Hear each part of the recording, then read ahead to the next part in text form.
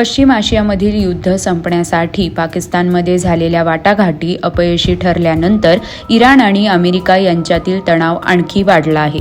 या दरम्यान अमेरिकेचे राष्ट्राध्यक्ष डोनाल्ड ट्रम्प यांनी भारताचे पंतप्रधान नरेंद्र मोदी यांच्याशी फोनवरून जवळपास 40 मिनिटे चर्चा केली।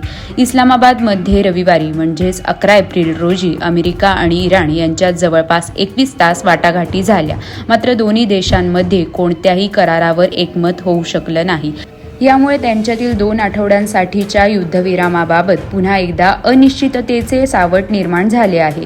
अमेरिका आणि इराणमधील युद्धविरामानंतर पहिल्यांदाच पंतप्रधान नरेंद्र मोदी आणि अमेरिकेचे राष्ट्राध्यक्ष डोनाल्ड ट्रम्प यांच्यात सुमारे 40 मिनिटे फोनवर चर्चा झाली।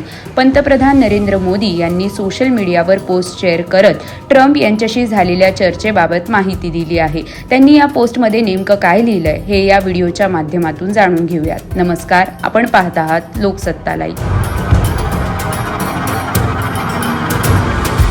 पंतप्रधान नरेंद्र मोदी यांनी एक्स या सोशल मीडिया प्लॅटफॉर्मवर एक पोस्ट शेअर केली आहे। या पोस्टमध्ये त्यांनी लिहिलंय, माझे मित्र राष्ट्राध्यक्ष डोनाल्ड ट्रम्प यांचा मला फोन आला।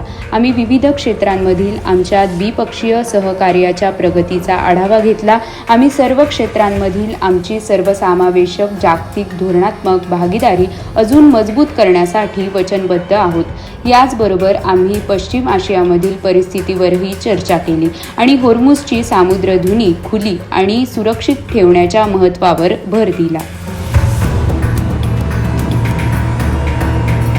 मोदी आणि ट्रम्प यांच्यात झालेल्या चर्चेच्या पार्श्वभूमीवर भारतातील अमेरिकेचे राजदूत सर्जिओ गोर यांनी सांगितलं की भारत आणि अमेरिकेचे संबंध अतिशय मजबूत स्थितीत आहेत। मोदी आणि ट्रम्प यांच्यात झालेल्या चर्चेबद्दल माहिती देताना गोर म्हणाले की ट्रम्प हे पंतप्रधान मोदींना म्हणाले की मला फक्त तुम्हाला हे सांगायचं आहे की आम्हा सर्वांचे तुमच्यावर प्रेम आहे, असे वृत्त PTIने दिले आहे।